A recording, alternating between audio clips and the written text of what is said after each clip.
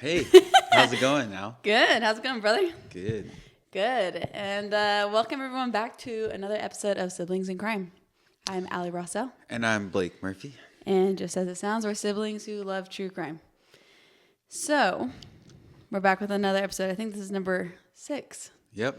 That's number exciting. 5, but 6 minus with the a bonus. Yeah. That's right. That's cool. Yeah.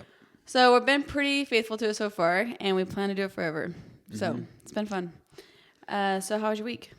My week was good. Bought a house. What? And, yeah. Oh, wait. I think you might have told me that. Yeah. To flip it, though, maybe? No, we're probably going to make it a pad split. Oh, yeah. That's like... Yeah. So, that was good.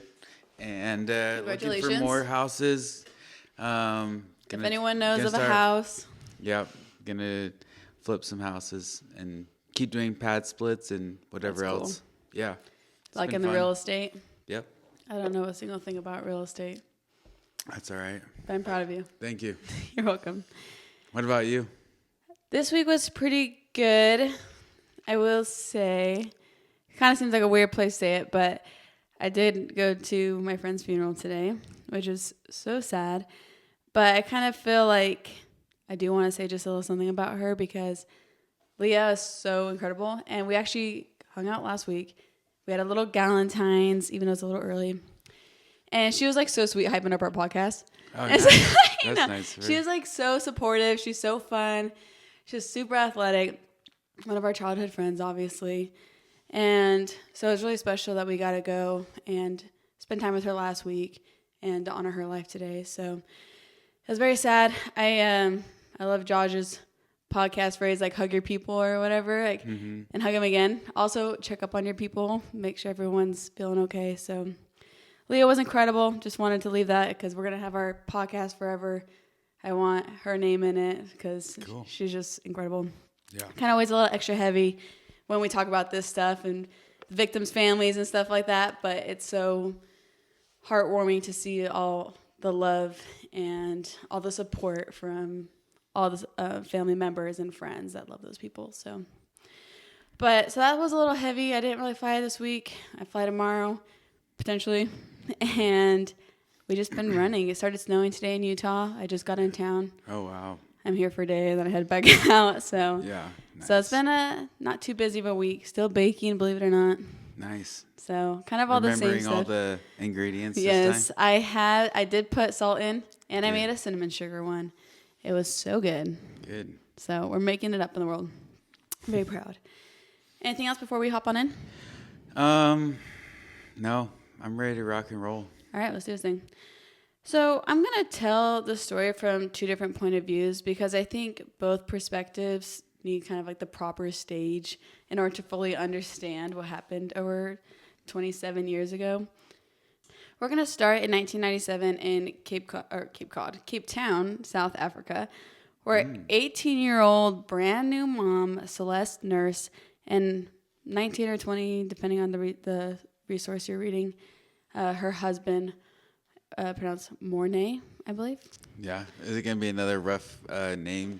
Yeah, Mornay. Yeah, there's 2 names. I'm like, if I pronounce them wrong, forgive me. But I don't think anyone's going to fact check me, hopefully. Yeah. So we have husband and wife, Celeste and Mornay, super young, 18, 19, 20 years old, something along those range. And they welcomed their new baby girl into the world this time. So this was no easy labor, though. And after some frightening labor complications and necessary hospital transfers, beautiful baby Zephany was born in the Groote Schuur Hospital on the 28th of April, healthy as can be. Nice. So we have a beautiful little family. Her mom, completely exhausted, obviously, from the stress, the transfers, the complications, the medical issues, and, just giving birth. Yeah, the whole thing. So she's exhausted. And she actually was just kind of in and out of taking naps. She was on a morphine drip, recovering. They stayed in the hospital for a couple days. And Celeste was in bed, like I said, taking a nap, trying to make that full recovery, ready to be the mom that she had been anxiously anticipating over the last 9 months. As Celeste drowsily rolled awake in her hospital bed, just 3 days after Zephany was born, her eyes suddenly shot open. Screaming, she ripped her morphine drip out, scrambling for her spouse and doctors. And what the medical staff originally perceived as just a crazy patient going wild quickly flipped to recognizing a frantic mother looking for her newborn baby girl. Where this brand new couple's precious little baby was once sleeping was now just an empty bassinet. So whoa. Zephany, someone stole it in the hospital? Zephany was missing. Yeah, and upon further investigation, it was apparent, like you said, Zephany was kidnapped. Dang, that's wild. And so this is her story. In a hospital? In a hospital. You ready? Yeah, I'm ready. Let's roll. Yeah.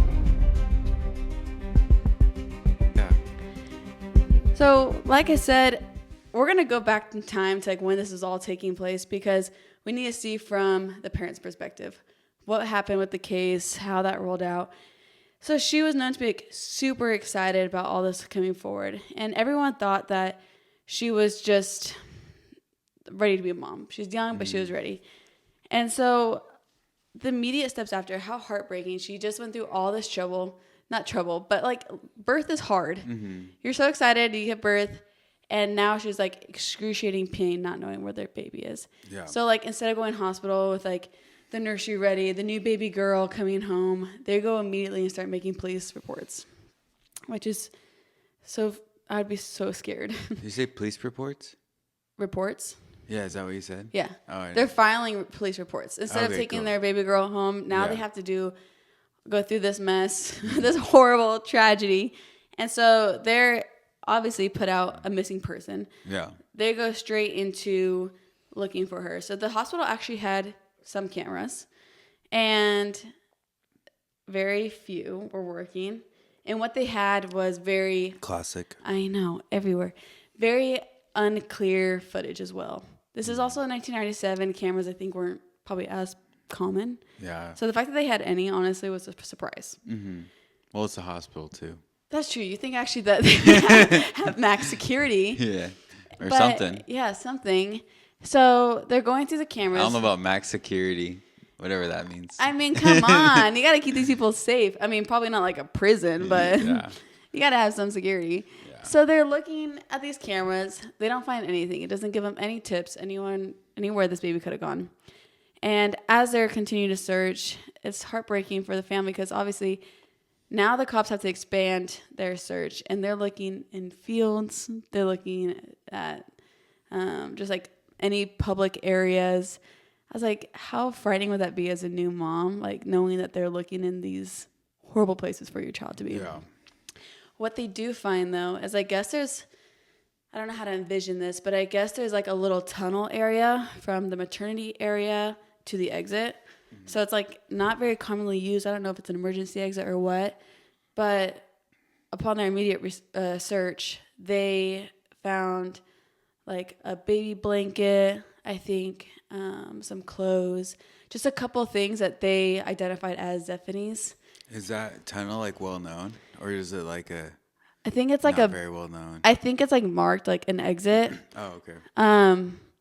But I don't think it's like the public exit where you would go normally. Yeah. If that makes sense.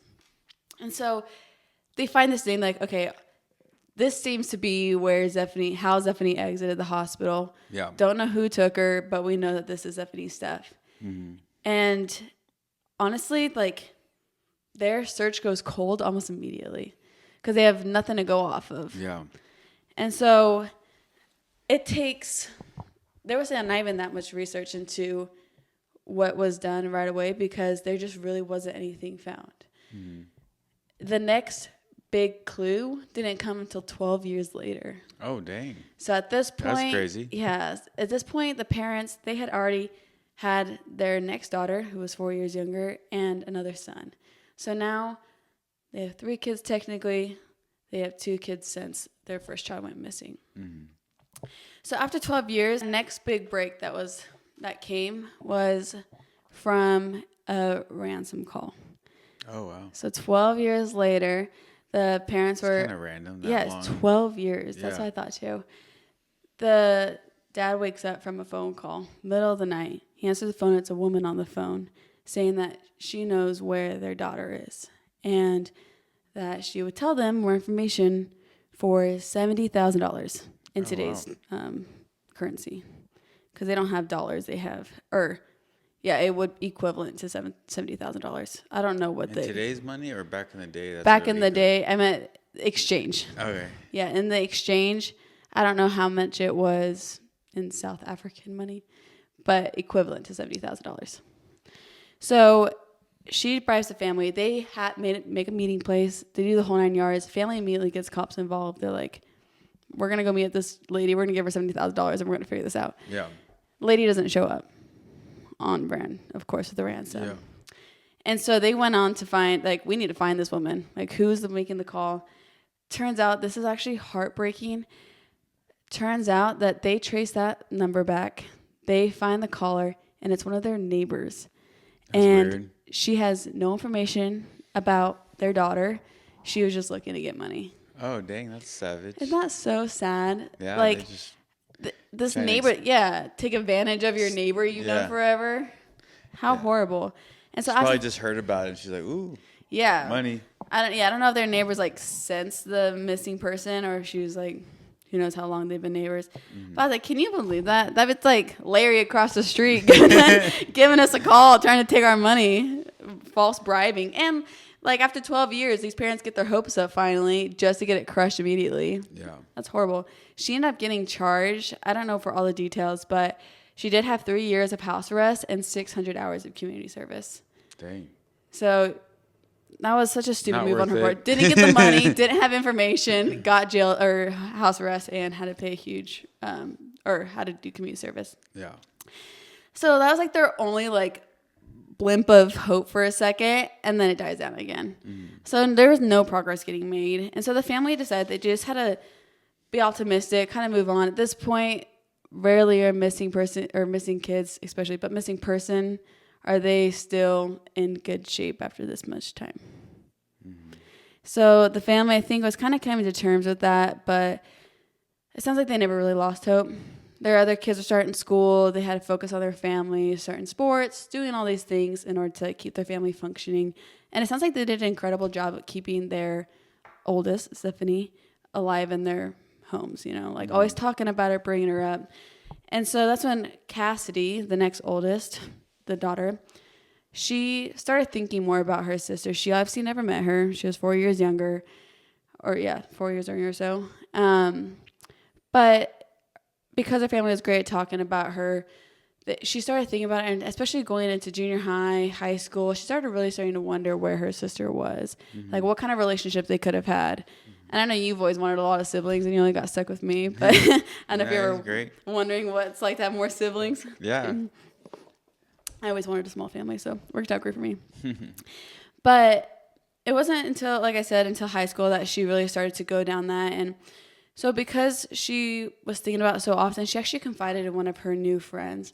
And she had a friend who, her name was, this is the other one I'm going to butcher. Let's hear it. Miche. Yeah. Sounds right. Sounds pretty good. Yeah, so she had a friend named Miche Solomon, and she confronted her about her missing sister, and these two hit it off so fast. Mm-hmm. They became, like, instant best friends. Yeah. I think they had been, like, I guess according to Cassidy, they said, like, they literally ran into each other going in and out of the door of, like, to a math class or something. Oh, wow. And so they were, like, they just hit off right away, and they started talking from then, and then they started hanging out immediately, which is so funny. I'm like, how often do you, like, literally run into somebody? Yeah, and so immediately they became friends. They started hanging out. They had lunch together. And that's when Cassidy decided to open up about her sister, her family, kind of the feelings that she's been having. And Miche is like, she reports later, she's like, yeah, I thought, like, that's pretty crazy that happened to her, but she did not believe her friend Cassidy. Which is like, that is hilarious. Like, your friend comes to you so vulnerable, and you're like, that sounds like it's out of a movie. I don't think that happened to you. Yeah. And so she's like, I'm sorry, but, like, that doesn't sound very realistic. Yeah. So she joked. She was like, okay, well, I'm, like... whatever you say. Yeah, whatever you say. Like, I'll be your friend. So as the year has gone by, Miche, she was a super obedient student. She doesn't do anything wrong. She's just living her life. Life's been good. She's a senior now in high school. Things have been great. And she had gotten a call to go to the principal's office. She was... bad girl. Yeah, she was super nervous. She was like, I literally don't do anything wrong ever. And so she was super nervous, and she ended up going to the principal's office, and the conversation that she ended up having in the principal's office would go on to give them a lot more information on some questions they've been having. And the reason I say it like that is because this is going to be the information needed for the investigators to break this case open. Whoa. So we're going to switch perspectives. All right. Because it's going to be a lot more eye-opening to know what really went on in 1997 and where we are now. So as we flip back the script, we're going to be in South Africa. We haven't left the town. We're in the same town. This whole thing has been going on in South Africa. So we're still in the same place. We're just in a different time era. Can you watch it? We're in a different time. Why are you laughing at me? Now we're in South Africa. We never left South Africa. Because I made it sound like we moved. We never left South Africa. We're still there. But we're going back in time. Now it's April 30th of 1997. Okay. So it's just 2 days after Zephany was born. So like we said, her parents, they were going through all this hard times, but little did they know when their family got ripped down to a family of just 2 again, it was because of just a few kilometers down the road, there was a woman planning on growing her own family in one way or the other. Whoa. So at this time we have Lavona. And Lavona was a woman who lived down the street, like I said. She had much trauma. Is this the same person that called? Different person. I had the same really? thought. I'm like, this is a crazy town. Yeah. Yeah. Lavona, this poor woman, she, I guess, had a lot of family trauma that they didn't want to go into, so we don't have too much information about. But it sounds like she had a really hard upbringing. And on top of that, all she wanted to do was be a mom. Yeah. She had miscarriage after miscarriage. She finally got pregnant. She had a baby, and just 6 weeks later, it passed away. Oh, that's sad. And so obviously something medically was wrong that she just could not bear her own children. Mm-hmm. And it was so heartbreaking for her because she's known to be like the woman that everyone can rely on. Mm-hmm. She has been a mother figure to like the community with how like resourceful and helpful she is. Like she is just everyone's go-to woman. Yeah. And she's also married to like a very nice guy. His name is Michael. And Michael is reportedly just like kind of like a quiet, shy, I don't know if shy is the right word. He's just kind of reserved. Mm-hmm. He sounds like he's just kind of like a yes ma'am, no questions asked type of guy. He's like okay with the flow. Yeah. And so we have this couple, and according to some reports, I guess Lavona sounds like she didn't want to disappoint her husband with not being able to provide her family because that's all they wanted. But here's how the story seemed to have gone on that fateful day back in 1997. Okay.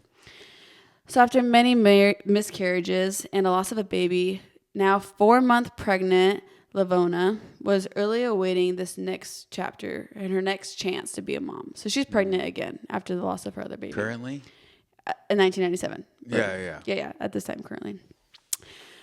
This is what she always saw as her life calling. She was making all the preparations, eager to finally grow their family when after just another tragedy hit, another miscarriage. So she's 4 months long, and she was not going to be okay with that this time. This was just like her final breaking point. She decided right then and there that she was going to be a mother regardless of her ability to carry to full term. So rumor has it that maybe she had a psychotic break. Maybe she wanted to make her husband happy. Mm-hmm. No one knows what led to these next steps. But while she still kept telling everyone that she was pregnant, Lavona snuck off to the hospital. And when she should have been going into labor, so she was like, according to her timeline, this had been 5 months after she lost her 4-month pregnancy. Oh, yeah. So she's like timed it with when she was supposed to be due. Yeah. She snuck into the hospital, potentially disguised herself, and had the ill intent of finding a baby to take home. Oh, wow. So as the investigator suspected, she used that very tunnel to discreetly transfer the baby until she could find her way back home with her new baby girl. Oh, dang.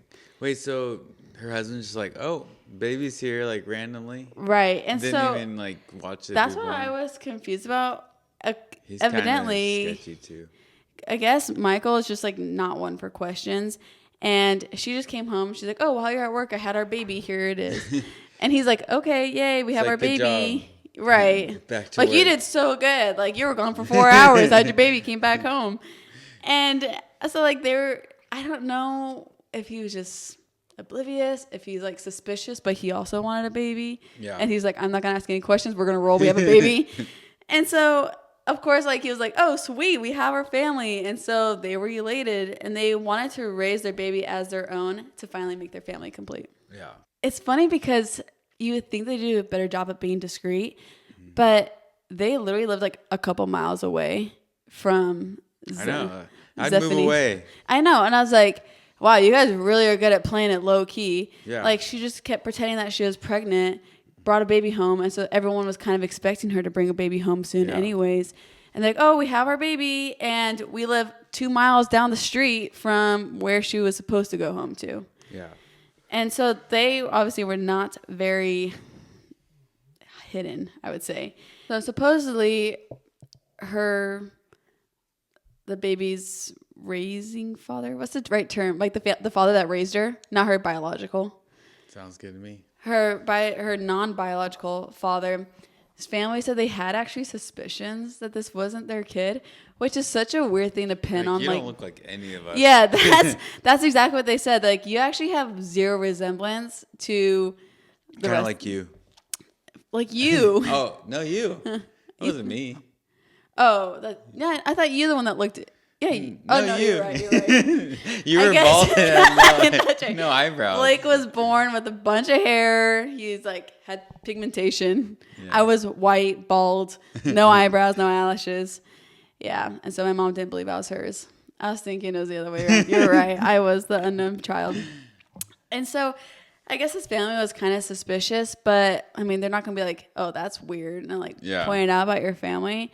You don't really expect it. Yeah, for sure. Like, there's no way that anyone's capable, especially with this new mother's now, Lavona's, like, personality. It sounds like she was well liked. Yeah. That she was like completely normal, just like a great mom. Yeah, or you'd have suspicions like, oh, maybe that's someone else's. Yeah, or like maybe kid. mom was bad. Yeah. But not that bad. Yeah, exactly. So they were like, okay, this is weird.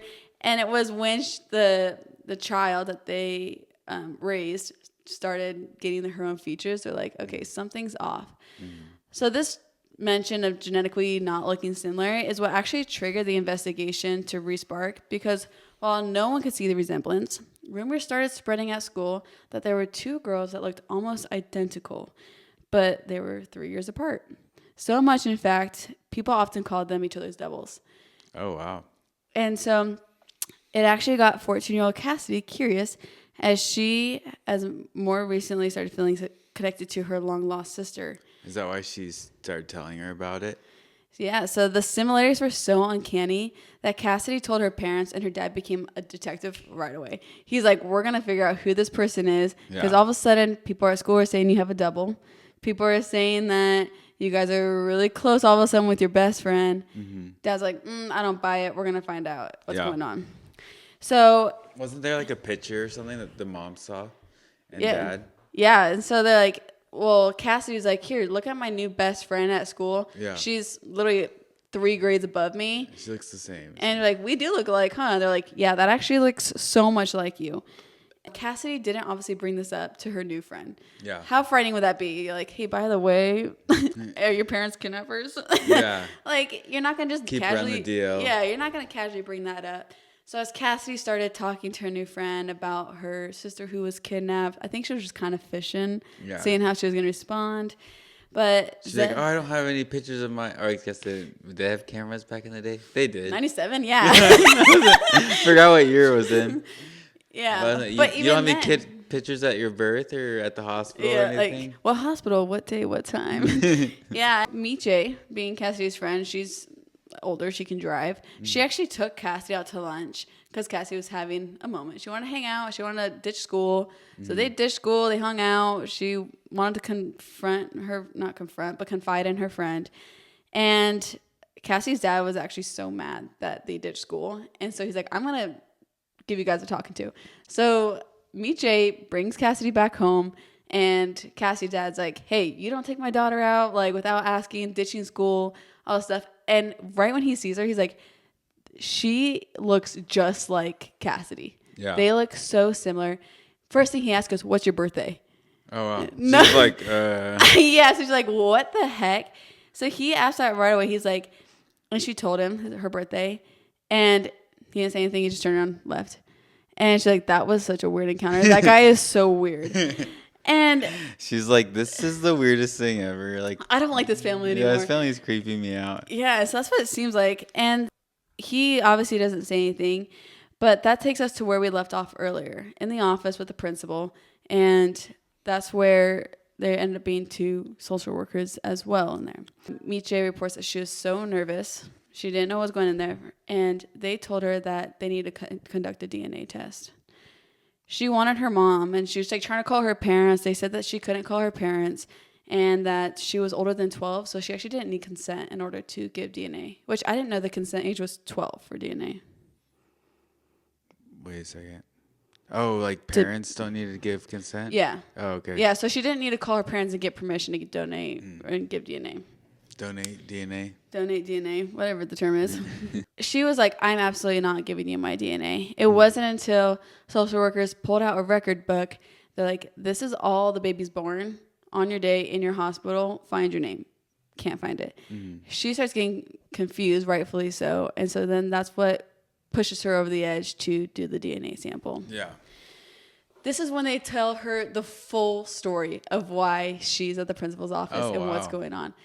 And so they tell her, hey, so I know your name's Miche, but 17 years ago, you were born at this hospital on this day. Your name was Zephany. Oh, wow. And you're born to these 2 other parents, potentially, depending on how that DNA comes back. Yeah. And your mom kidnapped you 3 days after you were born, and you've been raised in your kidnapper's home. Whoa, that'd be wild to hear. Especially that they treat him so... Amazing. Yeah. Yeah. They just wanted the kid so bad. Blown away. I think about that. I don't know why it makes me so sad. Can you imagine how heartbreaking? You're like, I love my mom. I love my dad. Like, my family's incredible. No way they're capable of kidnapping me. Yeah. Thinking like literally your whole life, including your identity, like your name is a lie. Yeah, that'd be crazy. So rightfully so, she's wildly overwhelmed. She's bawling. She doesn't know how to respond, and she can't talk to her parents. Like, because now this is an active investigation. Yeah. So that's when they take her immediately from the school to a safe house. When she gets to the safe house, she said it was like the most depressing thing ever because there's all these kids there actually that are there because of neglect, abuse, and that it's like a full house, I guess. I don't know how safe house works. I was like, I would have never guessed that for some reason. So she is bawling. She's scared. A social worker there ends up being her guardian angel, and she's like, and Zephany / Miche was like, I cannot stay in this home, and I'm gonna call her Zephany from now on. Yeah. And so the social worker actually got approval, and Zephany went home with her. Oh, that's good. And yeah, and so she was actually able to be in a pretty good situation where she was like able to be with this other woman that she trusted and stuff. Well, during this time, the investigators brought the dad in to go investigate him, and they cross-examined her dad. I think it's cross-examined. Cross-examined sounds like a court thing. That's true. But they were like interviewing him. Questioning him. Yeah. So they're like in an interrogation room. Yeah. They're interrogating him, and she's watching. And so like the DNA hasn't come back yet, and she's witnessing her dad getting questioned over and over and over. Like, that's weird. What happened? I was like, why would you let her be there? Yeah. That is so weird. And she goes on to say like how that was probably one of the most traumatizing moments because all he's saying is like, that's my daughter. That's my daughter. Like, I don't know what you're talking about. Like, how scary. You're like, yeah, that's my dad. And like evidence is showing otherwise. At this point, they didn't have the DNA back, so it wasn't like confirmed. But I mean, the fact that she looked exactly like Cassidy, it was looking as though. And she wasn't recorded in the hospital. Yeah. Yeah, everything was weird about it. So, like I said, she reported that was probably the most traumatizing. And it wasn't until after that interview when the DNA test came back that it was a 99.9% match to Cassidy and her family. So there's a chance that she's not? It's a 0.1. I'm just kidding. Making Cassidy and Zephany not only best friends, but now sisters. Yeah. In that podcast, so Zephany goes on, I don't know whose podcast this is, I'll link it, but she talks about this whole exchange experience, obviously, about that friendship with her little sister. And she said that when they literally like walked into her, she goes, quote, I honestly felt something I've never felt before. She's like, it sounds so weird, but I felt connected in a sense of protection. It was like supernatural weird. Wow. I'm like, that is That's very, crazy. I've never thought about like the connection that you have to your siblings or your parents. Yeah. Being not just from environmentally growing up together. Mm-hmm. Like she felt that DNA connection evidently. Yeah. Right when they met. That's good though. Obviously at the time she's like not thinking she's anybody's sister. She's like, oh, this is weird. Now we're best friends. Come hang out with me at lunch. Yeah. But that evidently Cassidy felt that same thing. Mm-hmm. But because she had a missing sister, she wanted to bring more. Was more observant or I don't know, sensitive to that probably. Yeah, absolutely. She's like, and everyone says we look the same. That's suspicious. Yeah.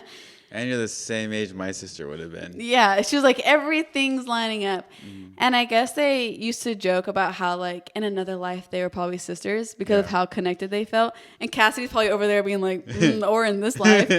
So, like, when Cassie told Zephany that her older sister was missing, Zephany told her that, well, for now, she can be the bigger sister that's missing. Oh, that's cool. Isn't that funny? Little does she know that was like true and permanent. Yeah. I love that podcast because it's cool to hear from her own words. Because there's a documentary out. I think it's called Girl Missing. Okay. And there's like a docuseries. There's like a lot of information out. Yeah. But it's fun to hear. I don't know if fun's the right term, but it's very interesting to hear from her own perspective. Because she talks about how. That'd be so weird. Yeah. She talks about the heartbreak because. She finding out that she was kidnapped shredded her heart. She always called her mom mommy and like daddy. And she's like, she was the most motherly, kind, like such a welcoming home that it was like beyond comprehension that this is how she became their daughter. Yeah. That's wild. Yeah. And she's like, I don't mean to insult my mom. She's like, I didn't think she had the intelligence to pull something off like that. She's like, I guess she's just your regular Joe. Yeah. Just your average person. But there's no evidence that Michael knew what was going on or that she had help in any way. But Zephany is pretty convinced. She's not convinced, but she is surprised that nobody put that together. Yeah. I'm surprised too. Yeah. Like the whole town is like looking for this missing child and then this family comes home with a child and everyone just plays it off. Yeah. I guess this is actually so sad. She talks about how her birth mom Celeste was so heartbroken. Everywhere she went, she would look in like baby strollers and see if it was her daughter. Oh, wow. And that's sad. Obviously, when you give birth, then your body is like ready to breastfeed. And if you don't breastfeed, then it hurts. Yeah. And so because she didn't have a baby, she was just like in a lot of pain physically as well. Always hurting. Yeah, because she didn't have a baby to latch. Oh, wow. Isn't that so sad? When Zephany tells that story, she like even cries. She's like, to think that her birth mom is like missing her and like there's a bond that was just like severed. Mm-hmm. So I definitely recommend going to go listen to that podcast because the pain of a broken family, it's a pain of a broken family twice. Mm-hmm. The original and then breaking up a family again. Mm-hmm. And breaking up again. Yeah, and then the reunion of another family. It's just so many broken pieces trying to mend. Yeah. It was just like a perfect mix of heartbreak and healing all at once. And it was crazy, these best friends finding out they're sisters all those years later. Yeah. From their investigation, obviously it came to be that Lavona, the mother, the mother who raised her, got charged with kidnapping. Okay. And she was sentenced, I think she was sentenced, let me think what year it is. I can't remember exactly how many years, but she actually got out last year.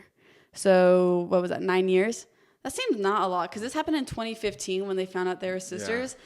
And it's obviously 2025 right now. Yeah. See, actually it came out. She must have gone out in 2023 because all my resources were from last year. So she must have gone out in 2023, making that 8 years. Yeah. So 8 years behind bars for kidnapping for 17 years. Dang, that's crazy. Yeah. And so she went to jail. Michael, it's actually interesting because Michael and Zephany actually still have a great relationship. He didn't do anything wrong, supposedly. Yeah, which I feel like as the daughter, I would have a hard time believing that. But I guess he just has a personality that she's like, yeah, it makes sense for him. Yeah. But so she still has a great relationship with her dad, both dads, and her mom. Now she has 2 more siblings. And I wonder if she talks to her kidnapped mom. Oh, good question. She hasn't yet. Yeah. But with her mom that's getting out of jail, she has been thinking about going to go ask some questions. What she really is curious about is who else would have known. Because she just cannot get out of her head that somebody had to have an inkling of how to pull that off. Yeah, and also it's probably something you don't want to accuse anyone of either. Right. You can't be like, I knew Uncle Jim knew or whatever. Yeah. For sure. And so she wants... And also the other way, like, it's weird to accuse someone of stealing a kid. That's true. Even though everyone thought she was pregnant. So it's like, it matches. She just doesn't look like it. You wouldn't say, oh, you kidnapped that one, didn't you? Yeah. No one... And that's like the last thing you'd ever guess anyway. Especially if you knew someone was pregnant. Yeah. But... So, so evidently her mom just got out. She's looking for more answers. The daughter's looking for more answers. Dang. Great relationship with her dad. It's actually neat because Zephany's actually married now. She has 3 kids. And the social worker that she lived with for a little bit in her own safe house came to her wedding. Like, she has a great relationship with that. Yeah, so it sounds like it was a little bit of a journey to get... emotionally more stable. Yeah.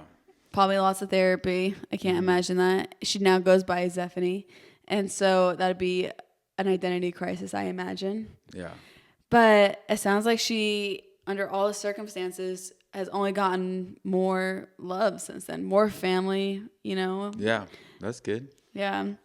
And so this is like the most bizarre story I've ever read. And I'm not sure if this type of thing has ever happened before. I don't think so. I don't know. Not that I've heard of. Yeah.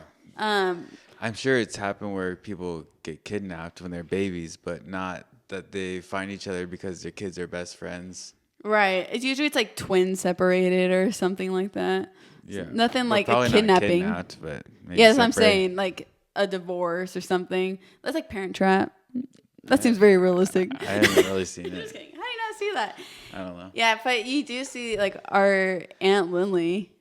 Maybe I shouldn't drop a name. It's not bad. It's not hidden either. They found out that they had a sister all these years later. Did I tell you that? No. Yeah, it turns out one of the parents had an affair and they have another sister. But that's nothing to do with kidnapping. Wait, no, I know. I said there's probably people who, what I was getting to is there's people who that might not know they have other siblings out there. Oh, yeah. But our aunt and her siblings were freaking ballers. And they just like, oh, we have a sister. They're like so excited. I was like, I would like be traumatized knowing that we had more siblings like all of a sudden. Yeah. But so it seems like all the right people this happens to, where they're so loving and welcoming, and I'm just glad that Zephany had that. Her family was waiting for her. Yeah. And so this is just a beautiful story of hope for those who have been lost, and the search will never stop until you're found. And so that just shows everyone, all the resources I read were saying how Zephany is now the poster child for parents with missing children, that maybe one day your child will be found. Yeah. So it's bizarre, it's heartbreaking, and it's all good all at the same time. Yeah. And so that's Zephany's story. Thanks for sharing. Oh my gosh. That's crazy. I can't imagine. That'd be freaky. You're at school, like, hey, friend. So, and I guess Cassidy and Zephany kind of like, I don't want to say like went separate ways for a little bit, but obviously Zephany had a lot to go through. And so their friendship kind of simmered for a little bit as she kind of figured herself out. Sounds like now they're getting closer and better than ever. Yeah. So, but good. What a crazy story. I just cannot imagine. But I'm like so grateful also, because if you're gonna get kidnapped from anyone, a loving home, like that never happens. I know that never ever happens, and so that's probably why it was only 8 years. Because if it would have been any form of abuse, probably would have been a lot worse. Yeah. But then it's hard because the parents you've always known and loved are no longer your parents. I can't imagine. Yeah. So she's incredible. She handled it with such grace, according to what we can see. I'm sure it's a very bumpy road to emotional recovery for that. But anyways, that's our story today. That's it.